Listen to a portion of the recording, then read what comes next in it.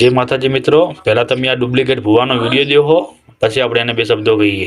DJ વાળાનું DJ બંધ રાખું તો દેહમાં માતા લાગે ઉલા ભાઈ વિડિયા ચૂકી વિડિયા બંધ નહીં રહે।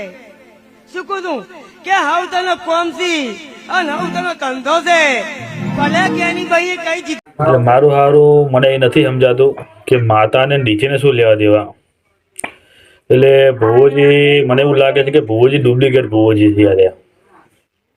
જે રમેલમાં ધોનીને તો કહે છે કે ભુવોજી એમ કહે છે કે ડીજે ચાલુ થઈ જશે અને પછી ધુનિયા પછી બીજા દિવસે એમ કહે છે અને જ્ઞાનીબેનની બંધારણની અને સમાજની માફી માંગે છે।